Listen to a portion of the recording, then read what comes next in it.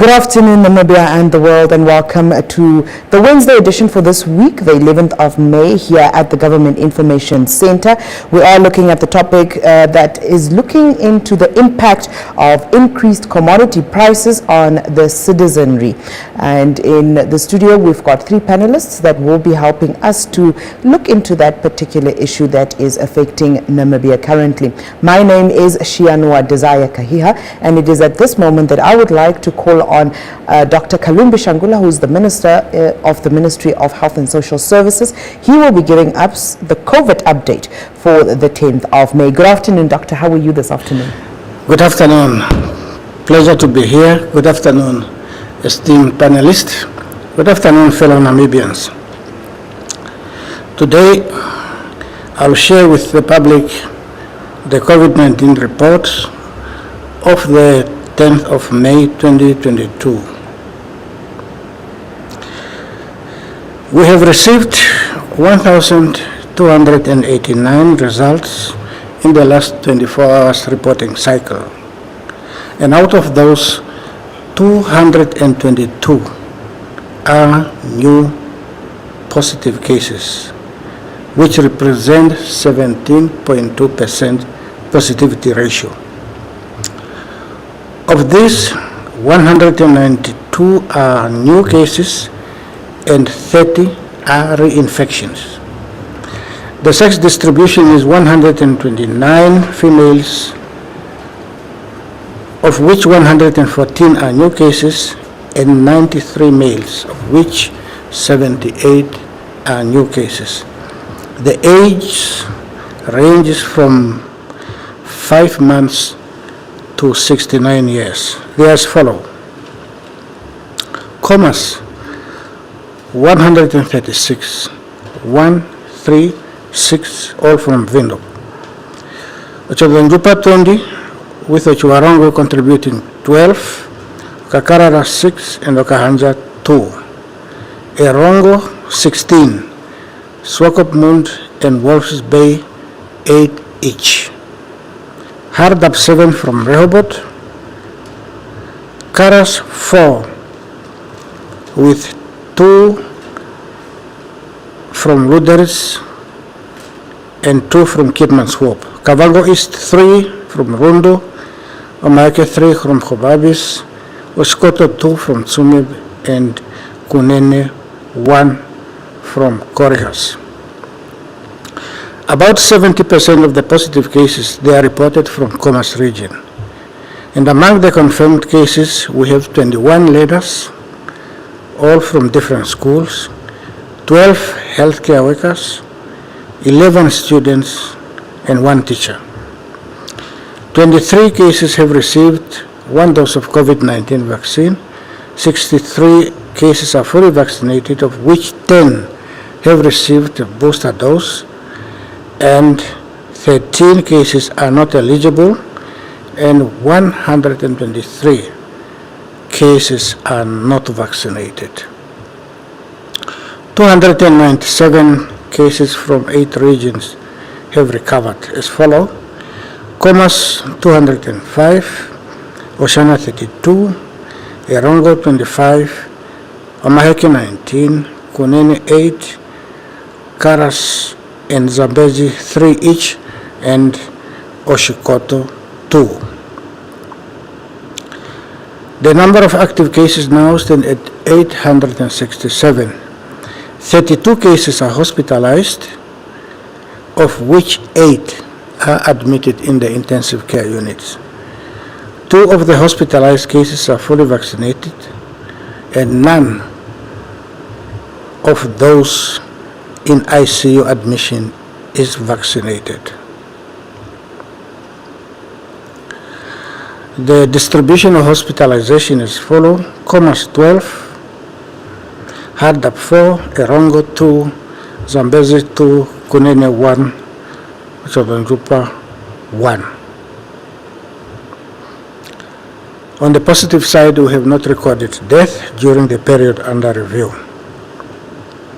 By the 9th of March 2022, a total of 459,561 people aged 18 years and above have received one dose of COVID-19 vaccine, representing 31% of the target adult population. A total of 140,382 have received the Johnson & Johnson vaccine, while 261,111 adults have received 2 doses of other vaccine types. Hence, 401,993 adults have completed their vaccination schedule, translating into 27% of the adult target population. 20,959 children aged 12 years and between 12 and 17 years have received 1 dose of Pfizer vaccine, representing 7% of the target population. And of this, 8,117 are fully vaccinated. Hence, the cumulative number of people vaccinated with the first dose of COVID-19 vaccine for both adults and children is 480,520, of which 409,610 are fully vaccinated, translating into 23% of the total target population. 57,973 people have received COVID-19 booster dose.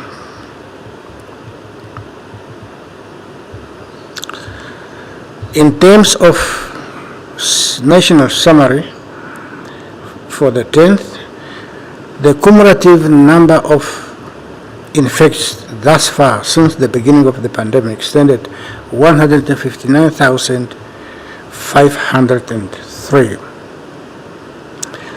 The number of those recovered is 156,900, which represent a 97% positivity ratio. Number of COVID-19 deaths stands at 3,692, and COVID-related deaths stand at 336, giving us a total number of deaths due to COVID-19 of 4,028. We have tested 1,015,142 samples since the beginning of the pandemic. Currently, we have 313 individuals in the quarantine facility. We record a sharp increase in the number of new cases, including reinfection, which stand at 63.5% positivity ratio. Now, previously reported was 6.4%, and today the positivity ratio is 17.2%. Now, the cases which we have announced today, they are scattered all over Commerce regions. There are no clusters observed. It seems that we have a widespread community transmission. Today we have recorded the highest ever number of new infection since the end of the 4th wave.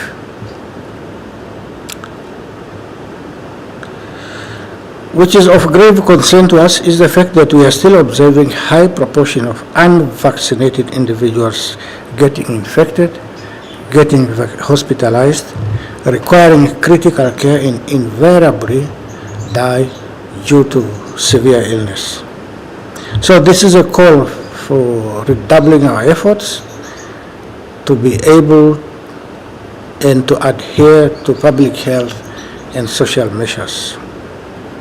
Let us guard against going back to where we were this time last year, which we can do by adjusting our behaviors. The loss we went through last year has been devastating, but the good thing is that there is still much we can do to avert that situation. Let's keep personal hygiene practices, sanitize or washing of our hands. Let's continue to wear our face mask correctly and consistently and avoid crowded places. Above all, let's get fully vaccinated. We can consider ourselves very lucky to have survived 4 COVID-19 waves. Let's not risk another one. I thank you. Thank you very much, Dr. Shangula. Just a quick question. Is there a possibility for us to get, Doctor earlier mentioned that we have now reached 1 million samples that had been tested. Is there a way that we can get that data into persons or individuals with regards to numbers? Can you repeat it? Is there a possibility? Doctor earlier on mentioned that we have reached a number of 1 million samples tested. Tested, yes. Is there a manner in which we can get that conversion into the number of people? For example, it's 1 million samples, but out of our population of 5 million, how many of that 2.5 million represent the million samples? Exactly the same number I have mentioned. Okay. And this number, which I have mentioned, these are first time Tests. testing. It does not include the second time, the third time, the fourth time. Okay. These are all first time testing. Okay. Yeah. No, thank you very much. As I always say, we need to clarify, teach each other, learn from each other. So in that way, we have gotten that clarity. Thank you very much, Doctor. That's why we are there, to assist. Thank you very much for always availing yourself. Thank you very much. And it's as Doctor was saying earlier on that last year this time we were not in a good place as a nation at all. We have clearly shown that a unified front against the pandemic can really make a huge difference. So with the spiking of positive cases, we are forewarned and reminded of where we were last year. So let us go back to what it is that we need to do, what it is that we did to curb the pandemic, to bring us to the success that we have been celebrating for the past few months. Social distancing, very important.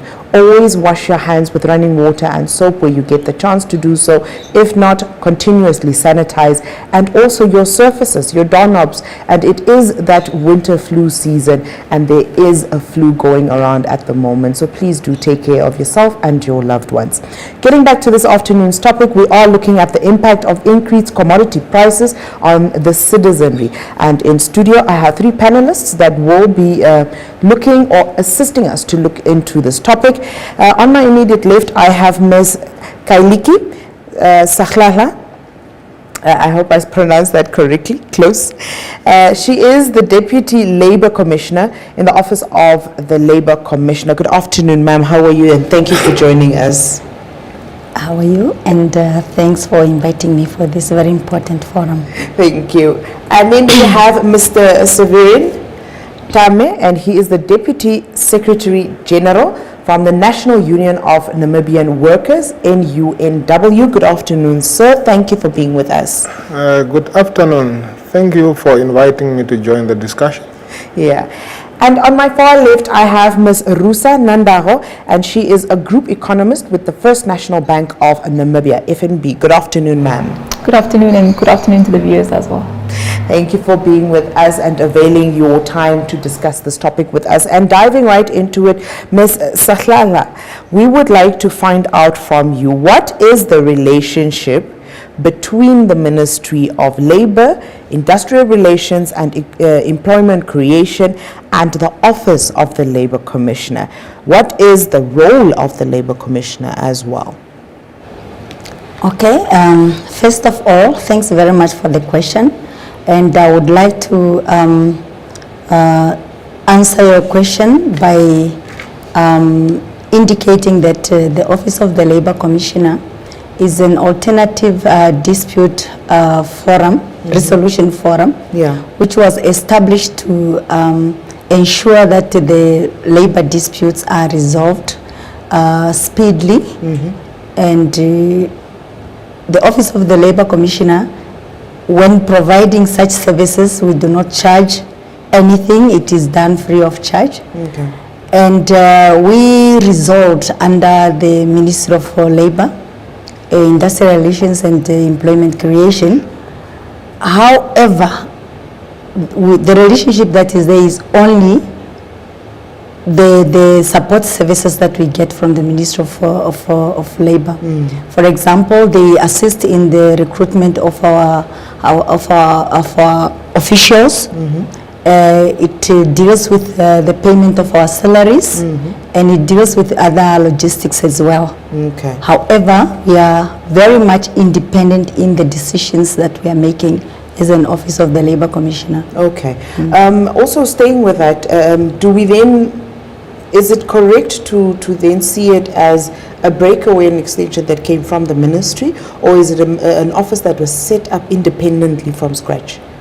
We are still part and parcel of the Ministry of Labor. Okay. It's only that when we make our decisions, like for example, when we deal with conciliation and arbitration, when we make our arbitration awards, we do not get influenced by say anybody from the ministry to say this is how you should deal with this matter and so on. Okay. We make our independent decisions, and our decisions are appealable, and they can only be appealed, through the labor court. And if a party is not happy with the decision of the labor court, then they proceed to the Supreme Court, which is the supreme law of the land. Okay. Also, just staying with you on that matter, when we have disputes, for example, within ministries, OMAs, are they dealt with through your office, or are they dealt with through other offices? When do they get to you? Okay, all labor disputes in Namibia are being channeled through the Office of the Labor Commissioner. Okay.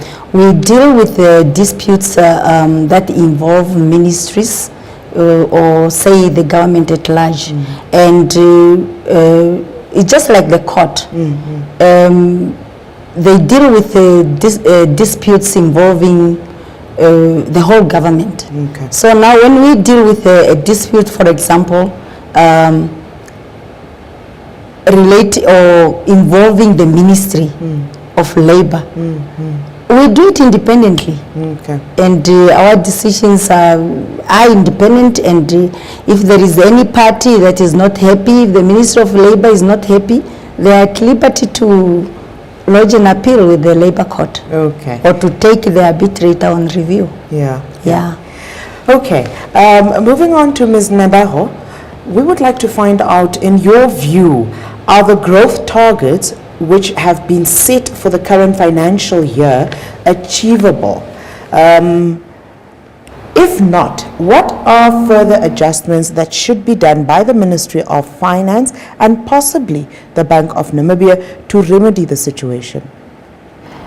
Well, I certainly think the targets are achievable. In fact, I would even go on to say that the Ministry of Finance was being quite conservative in terms of their growth forecasts. Okay. For this year, they expect growth to come in at around 2.9%. To put that number into context, last year it came in at 2.4%. Okay. And to put into further context, that translates to about 3.9 billion increase in the size of the economy.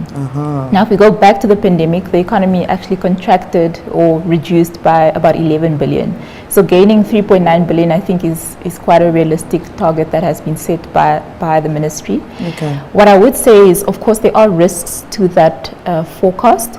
Of course, we are seeing that inflation is ticking up. We're seeing prices increasing, and that has a negative impact in terms of our ability to spend in the economy because it reduces our income. And that has ripple effects then on that target that has been set.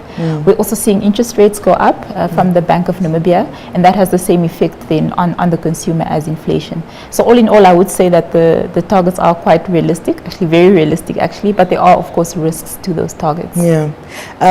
Staying with you, you mentioned the increases in interest rates and so on.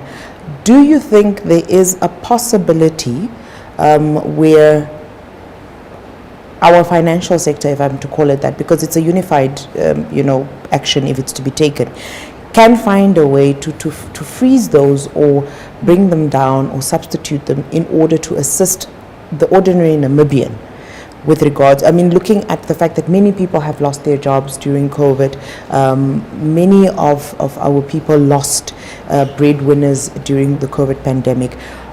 Is there a way to try and meet the Namibian halfway to ensure that there is spending to assist the economy, but spending that does not kill the pocket? Yeah.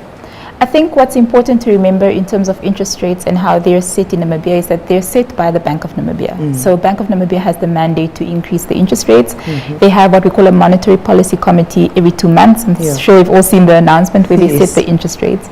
And the role of the financial sector is to transmit those interest rates to achieve the economic goals that the Bank of Namibia would like to achieve, which in our case is to maintain our peg to the rand and to have a stable currency and to have stable, or to try and stabilize inflation. So I think when we talk about interest rates, it's important to remember that the mandate is set by the Bank of Namibia and that the financial sector is simply a transmitter of that mandate that has been set. However, I think what the financial industry has done and what banks have done, especially going into COVID, is that they have found other ways to try and help give their consumers or give consumers some kind of relief. So we've had, for example, payment holidays for a certain period for individuals and businesses who were eligible for that payment holiday.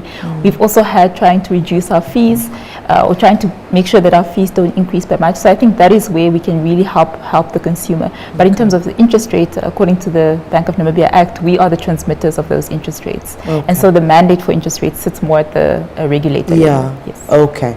No, thank you. Ms. Sahlahla, we would like to find out, of late, various media houses have criticized the Namibian labor law for being biased, especially with regards to unfair dismissals and exploitations. What are your sentiments here too? Okay, everyone is entitled to his or her own views. However, when it comes to matters relating to unfair dismissal, the Labour Act is quite clear on that.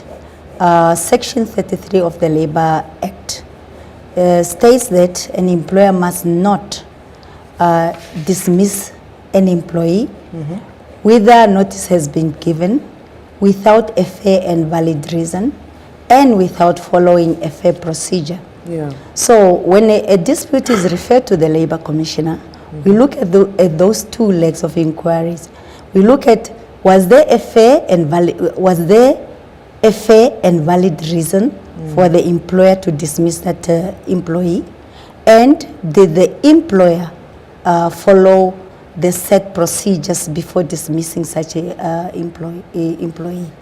So and the parties are invited to the forum, whereby the arbitrator will preside over that matter, and they've got the right to adduce evidence before that arbitrator, and it's up to the party that is wronged now to prove to the arbitrator that yes, here I've got a case.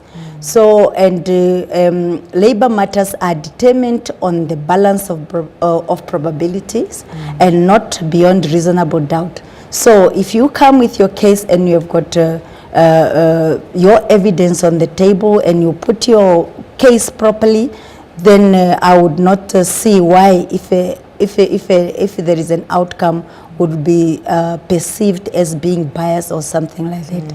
And the Act is quite clear, and our platforms are open, and before the matter is arbitrated, parties are given an opportunity to see whether themselves first can resolve the matter before the matter is arbitrated. And there they can decide whether to settle it or not, and if not, then proceed to arbitration, where the arbitrator will make a decision. And again, once the arbitrator has made the decision, that decision is also appealable. So either party that is not happy has got the right to seek recourse the labor court, and if is not happy with the decision of the labor court, proceed to the Supreme Court, with the highest law in Namibia. Okay. We always have conversations on our platforms, and this is why we always invite you as our viewer to partake in the conversation, add your voice to the conversation, and where you have questions, you have the opportunity to pose them to the panelists. Our number in the studio is 061, that's the area code, 400-397. 400-397, that's the number in the studio, and the area code is 061. You can also find us on our social media platforms, from which we are live streaming. On Facebook, you can find us on Ministry of Information and Communication Technology, Republic of Namibia. That's on Facebook, Ministry of Information and Communication Technology, Republic of Namibia. We are also on YouTube, and our handle there is MICT Namibia. MICT Namibia. You can also subscribe, and you will always get notifications from our platforms there. Continuing, while we wait for your contribution, we have our next question, which is going to Ms. Nandago, and we would like to know, in the improved budget for 2022-2023 financial year, what are the short and medium-term economic prospects for Namibian workforce, taking into account the COVID-19 economic shocks and other key social economic effects? Yeah, so as I mentioned, I think actually before I even get into the budget, I think it's quite important for us to understand that in Namibia we don't have updated labor force statistics, unfortunately. Our last labor force survey was conducted in 2018, and that is the survey that gives us an indication of the employment levels and the unemployment levels in the country. So of course, because we don't have an indication or accurate indication of where we're at the moment, it's very difficult to then try and sketch what the prospects would be for Namibian workers. Yeah. However, if we sort of just look at the numbers and try to come up with a sort of a rough guesstimate of what the prospects look like, what we think is that the prospects are not looking very favorable. As I mentioned earlier, the Ministry of Finance expects an increase of 2.9% in GDP, which translates to 3 billion. Now, of course, if you think about an economy that's growing by 3 billion, but that lost 11 billion during the pandemic, it's quite easy to see that we have quite a long way to go in terms of catching up our economic growth. Unemployment and economic growth are quite closely linked. When the economy is growing, then you have employment growing. But if you have an economy that's growing very slowly or catching up very slowly, it would be quite obvious that employment will also catch up at a slow pace. A lot of people lost their jobs during the pandemic. And what we saw is that a lot of businesses also closed down. So it might be that a lot of people who lost their jobs are not able to get those jobs back, especially if they had a skill that was very specific to that job, where they have to reskill themselves, which takes quite a long time to get another job. So from that perspective, we do think that the employment prospects look quite bleak. In terms of some of the other figures in the budget, so the Minister of Finance also tabled what he expects personal income taxes to look like over the next year. And personal income taxes is an indication of what levels of employment we're expecting. Because of course, if you have higher levels of employment, you would expect the Ministry of Finance to collect more personal income taxes. But what they expect is that personal income taxes will only grow by about 1%. So that already gives you an indication that you don't have growing employment in the economy. If you look at another measure that they state in the budget, that is the corporate income tax. So that is how much businesses are paying in terms of taxes. And again, if you have businesses coming up, businesses doing well, you would expect that they pay more taxes to the government. But that growth is only expected at around 3%, which is also quite low, similar to the personal income taxes. So of course, if you're seeing that businesses are probably not doing well, then that would indicate that they're also probably not employing, especially in this kind of environment where the cost of everything is going up. They're probably not employing to the levels that we'd like them to. So all in all, I think given these are Ministry of Finance figures, these are not figures that I've come up with myself, but just looking at those figures, it's quite clear that the employment prospects aren't looking as favorable as we'd like them to look. That is sad, but I guess that's the reality that we find ourselves in, and hopefully, if this is where we would call for a miracle, if we would call it that. But unfortunately, it's not just a Namibian thing. I believe it's a global thing that is happening Certainly. right now. That is ripple affecting itself throughout the rest of the world.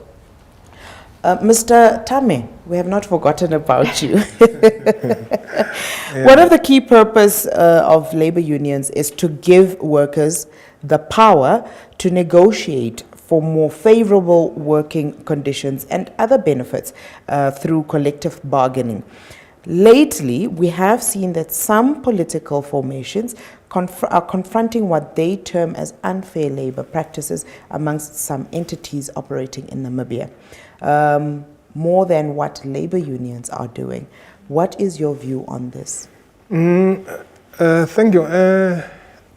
Political parties to go and confront the employers or the institutions with regard to the labor matters. I really don't know what are their motive behind, because political party is not within their mandate. Because even in the Constitution, we know that even in the Article 21 of the Namibian Constitution, it is clear that a person can belong to any political party or to any association or trade union.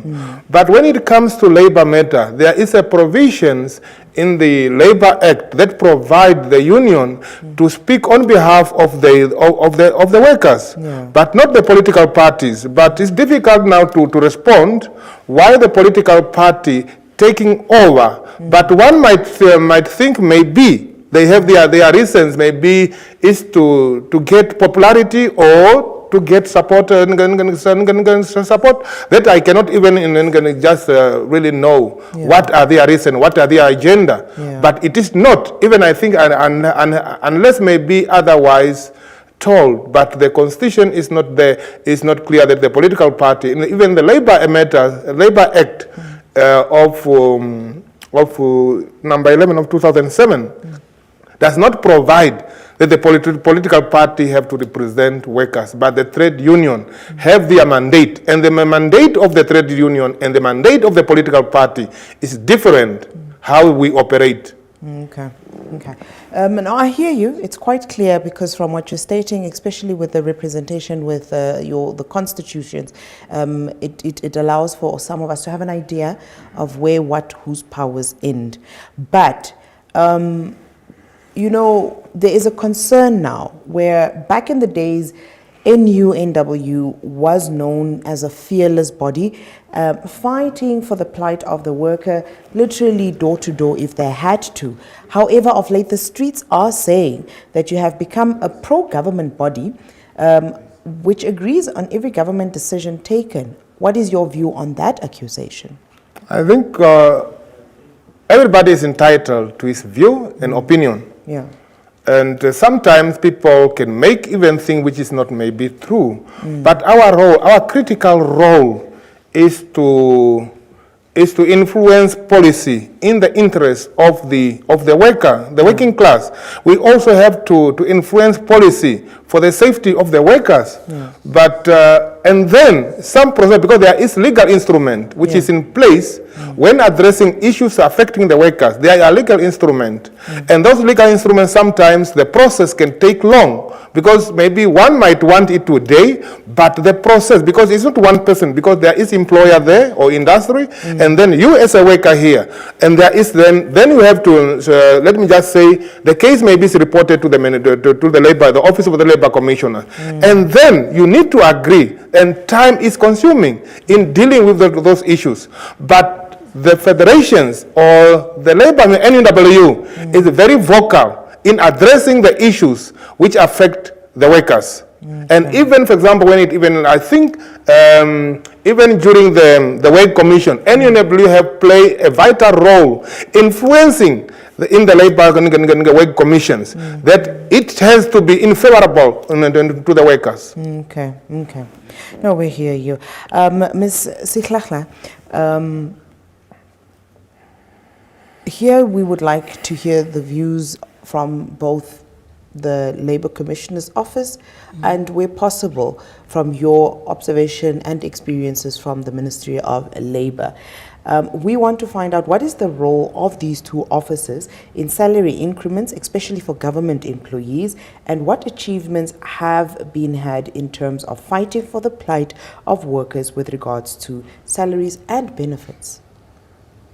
Okay, though the government is the biggest employer in the country, it is just being treated like any other employer when it comes to disputes of disputes of interest. Yeah.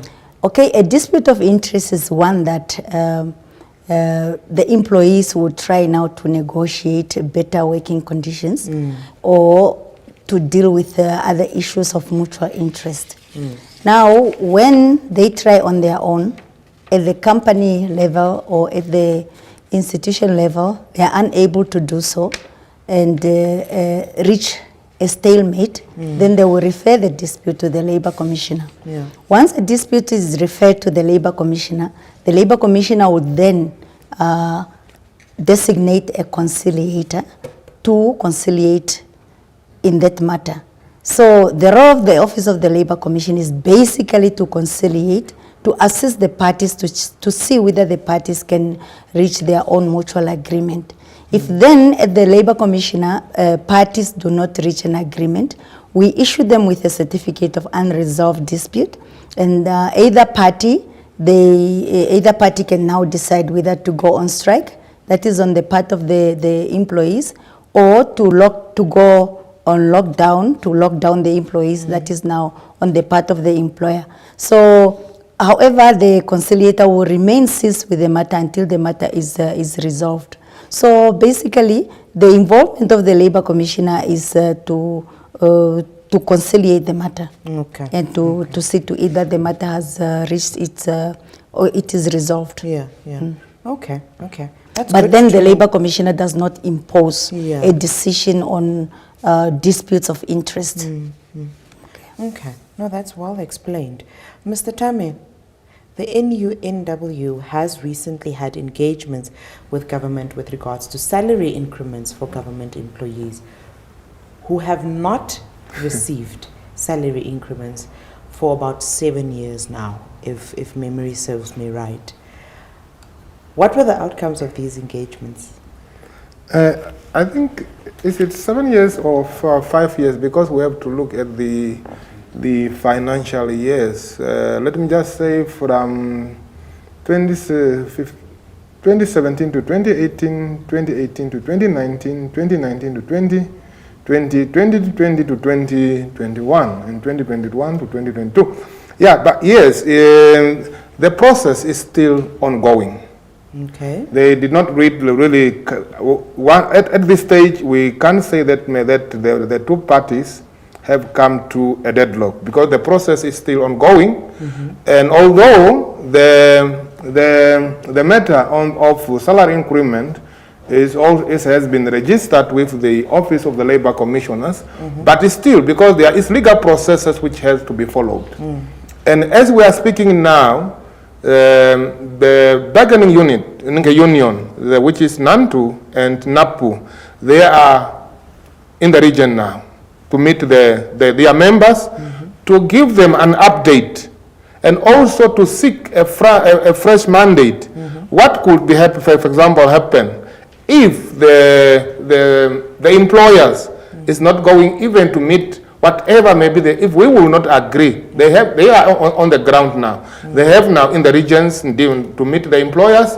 As we are speaking now, I think they are busy now updating and even getting a mandate from the members. The process is still ongoing, although it is taking time. But one might think maybe they might reach somehow. They might meet halfway. Just what I think, but the process is still ongoing, although it has been registered with the Office of the Labour Commissioners. Okay. But the people are on the ground. Yeah. You mentioned now that the people are on the ground, they're having consultations with their members for a fresh mandate. So clearly it gives indication that there was a previous mandate. What was that previous mandate? What was being requested? What was the employer willing to give based on that mandate that was given? that now, as you're saying, they have not reached a stalemate yet, but it has prompted the federations to have to go back to their members, meaning the agreements were not reached per se. So what is it that was not agreed upon that now has to be re-looked at by with the consultation of the members? Yeah, yes. As I indicated that the matter has been registered with the Office of the Labour Commissioner. That shows that the two parties could not agree with them. If they could have agreed somewhere there, or they have agreed mutually there, they could not reach the Office of the Labour Commissioner. But since they have registered with the Labour Commissioners to look at other legal instruments, the processes, so they have also, because whatever maybe they have to go to the members. And when they go to the member, they inform the members. And then the member, they have to give an alternative. If A does not work, then we go for B. If B cannot work, then we go for A, for C. Those are the mandate. Because I cannot say that they did not yet. Sorry to cut you there, Mr. Tame, but in the interest of time, the question was, what was A? They negotiated for salary increment, other fringe benefits. That was the negotiation. Okay, and in what percentages, and what were some of these fringe benefits that we were looking at? At current, I cannot even, for example, because the percentage which they first provided to the ministry, I might not give it correct, but first they wanted, let me say 12%, they come to 8%. Those are the process during the negotiation. But when you come, for example, because when you start, you can start higher, but and then you come down. And if you don't agree, and then you come down, then you have also a ceiling point. That here we cannot even go again down, we seal here. That is how negotiation happen. Okay. With the first option, what was the ceiling percentage? Sometimes you can make a ceiling point, but through the negotiation, you also have to listen what the other party, because at the end, you all have to achieve something. You have to benefit. Because sometimes you cannot just maybe think that I have only to benefit, but you also have to sit and to understand, to listen the issue, the other factors, the other parties providing to you. And just give us quick examples of some of the benefits that members were requesting to have revised or re-looked at. There are issues of housing, transport, salary increment, and also improve of, let me just say improve of the working conditions. There are many issues. But when we talk of salary, we talk of transport, we talk of housing, and then there are other issues, and also with this what they call this home loan. Those are also issues that they have also to look at. Hopefully, the members are having fruitful consultations with their various federations, and in due course, hopefully, as Mr. Tame said, it's an ongoing process. So we do hope that we don't have to wait for too long, and if you allow us, we would most likely like to request persons like Mr. Tame here to come back and just give us feedback on those processes that are currently ongoing in the field. As we said earlier on, it's a conversation, it's a national conversation. We invited you to add your voice to this conversation. Our number in the studio is 061 400 397, 061 400 397. You can find us on our social media platforms, through which we are also live streaming. On Facebook, it is Ministry of Information and Communication Technology, Republic of Namibia. On YouTube, our handle there is MICT Namibia. I want just to... Yes, Mr. Tame, you can add. And on that now, since now that they have gone now to the regions, to the workplaces to meet their members. But our negotiation team, they have given the government to respond in 2 weeks. If they will not respond in 2 weeks, then there will be an action, and the public and the member will be informed accordingly. But we have given the government 2 weeks to respond. When was the 2 week? When was the commencement of the 2 week period? The commencement of the 2 weeks started, I think, I cannot be quite correct the date, but it started now this week, and maybe after next week, the government should have to respond. Okay. Okay. Ms. Sihlahla, while we wait for our callers to call in, we would like to find out. Sihlahla, sorry. No, it's okay. I need to correct it. I don't want her to throttle me. Yeah. How often do you or your office get labor cases reported, and how long does it roughly take? What is the average time period of these cases or of a case to be resolved? And this, we are looking at matters like unfair dismissals or unfavorable working conditions or exploitation cases, matters of that nature. Okay, the Labour Commissioner receives referrals on a daily basis. Okay. And in about a week, we receive close to 100 cases. And then 99, or say, to be fair, 95% of those cases relates to unfair dismissals. So how long they take to be resolved, it will all depend. Sometimes the first hearing, the case can be resolved. Yeah. Depending on on whether the parties are willing to resolve the matter on their own. Yeah. And because we have got two processes. We have got a process of conciliation. One process of conciliation is that deals with a dispute of interest, like the dispute that Mr. Tammy referred to. And the other one is arbitration. But then, before you go to arbitration, you have to attempt to conciliate first. Yeah. So at the conciliation phase, parties may say it's okay. Give me this, I will take this, and then the case will be resolved. Yeah. If they don't, then they will proceed to arbitration. At arbitration, you still give them an opportunity to see whether they can revert to conciliation, to try to see whether they can resolve the matter on their own. And in most cases, they do. And if they don't, then you proceed with the whole process of leading evidence, and then for the arbitrator to analyze such evidence and then make a decision. Okay. But then it will really depend on sometimes on the parties, because you also get postponements from time to time. Some postponements, the parties can agree that, okay, let us postpone we cannot attend the meeting, the arbitration proceedings tomorrow. Let us postpone the matter to next month, or give us the arbitrator should give us time to go and try to resolve the matter on our own. Okay, okay. We have Patrick on the line, and he's calling us from Walfish Bay. Good afternoon, Patrick. How are you? Patrick, hello. Good afternoon, Patrick. Can you hear us?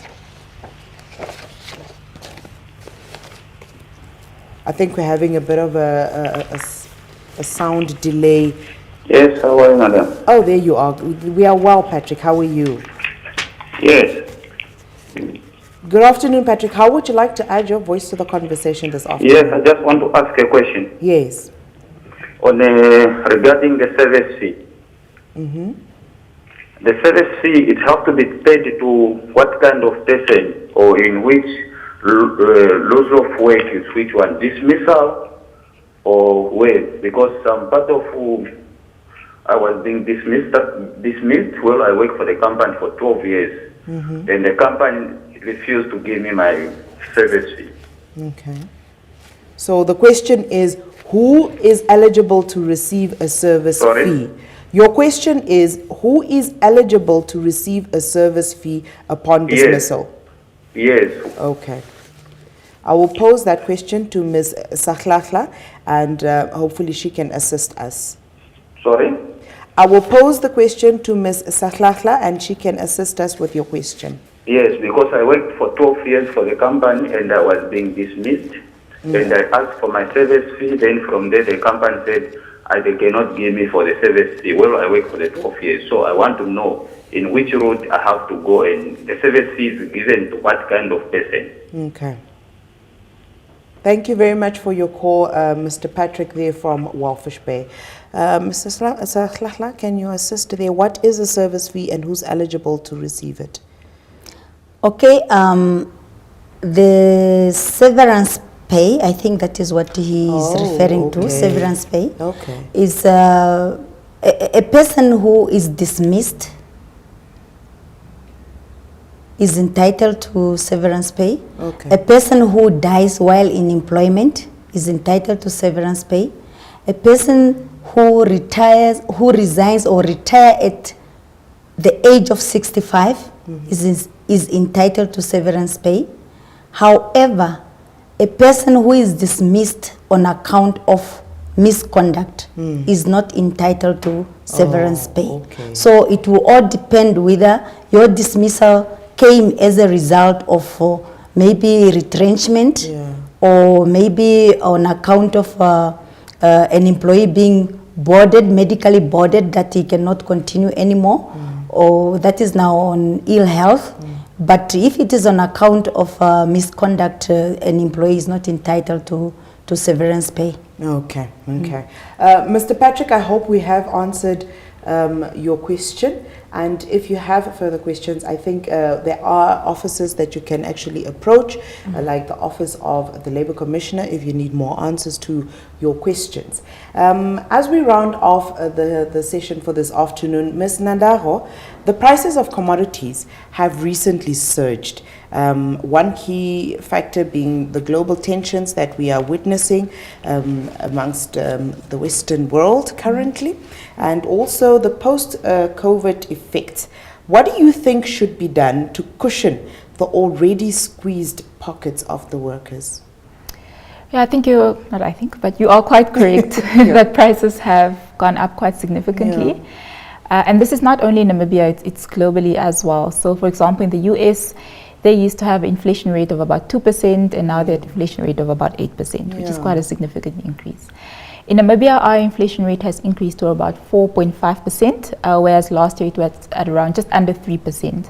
And what that means is that if any of us had to go into Pick n Pay right now, and we had to take a trolley of goods, if that cost us $100 last year, now it costs us $104.50. So we've seen this increase in inflation across the country.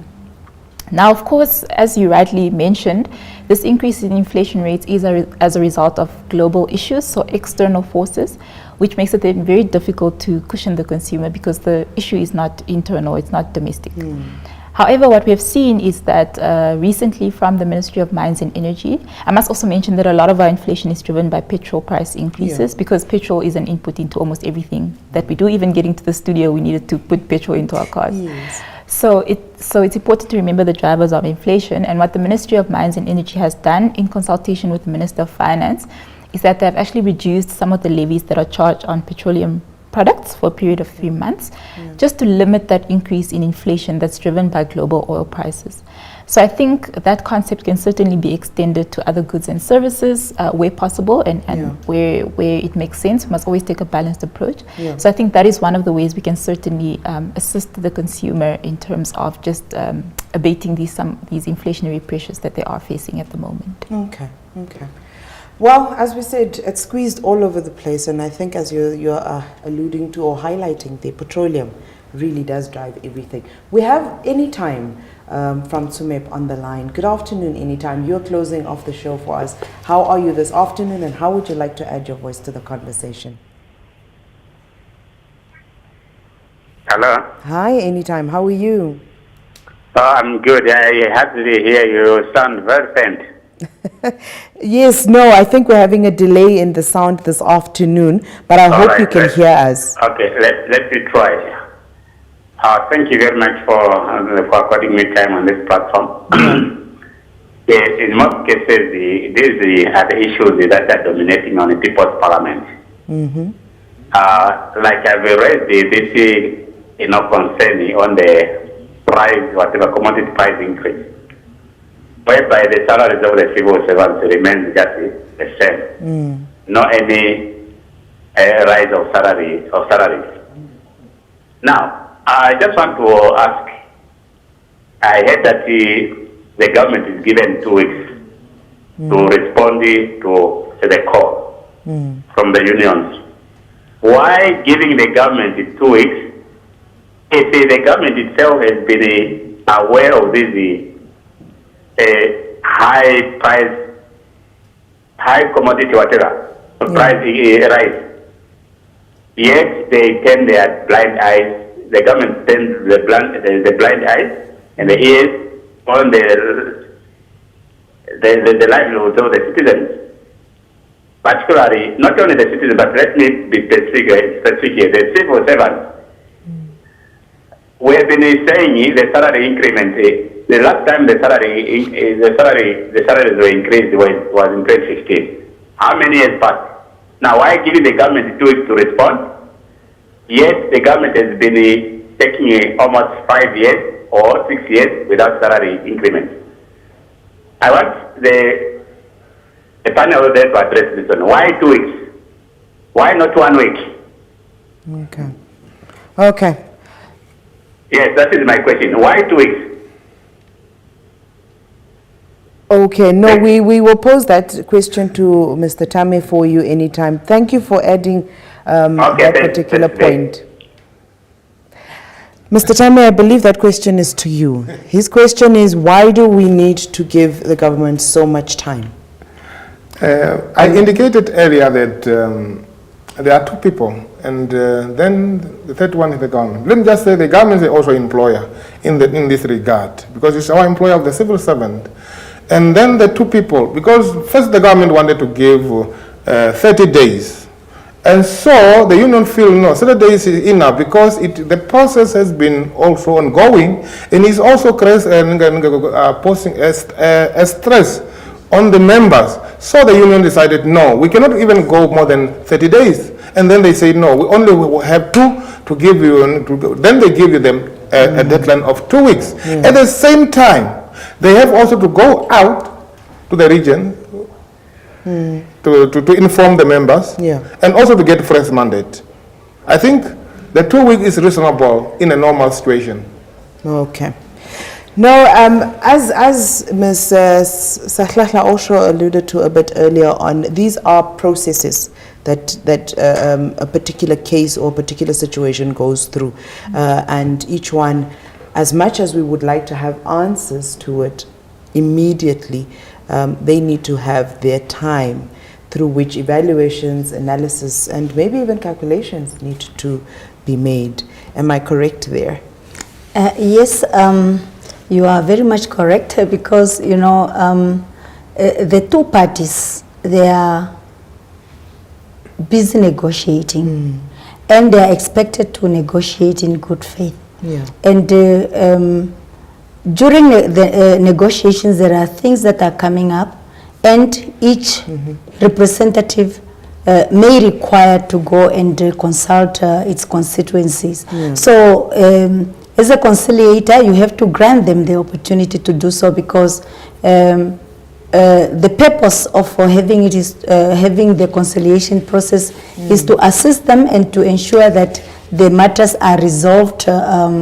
They are resolved amicably. And if one party is requesting to maybe go and consult and also to go and adjust on the mandate that they have, so you have to grant them an opportunity. So 2 weeks might sound so long, but if it is done in good faith, then I think it is an appropriate thing to do, because you would also not want you rush and then maybe the outcome might not be a good one. Yes. No, we hear you. We hear you. This is one of those topics that can never come to an end. We can never have enough time for it. So we will always have questions for it, because money is important, increments are important, benefits are important, you know, disputes are important. But tomorrow we do continue with the labor factor of this particular discussion, as we noted that many people had questions to that regard, and that will have, for that we will have the Minister in studio tomorrow, as well as the Executive Director, that will help us to actually divulge through these matters that are pertaining to labor matters. So if you have any questions, please do use our social media platforms to pose your questions, from which we will be guiding our discussion for tomorrow. For this afternoon, I'd like to thank my panelists for coming in and really patiently giving us explanations and educating us as per usual. For myself, Shianwa Desire Kahiha, and the production crew is bye-bye.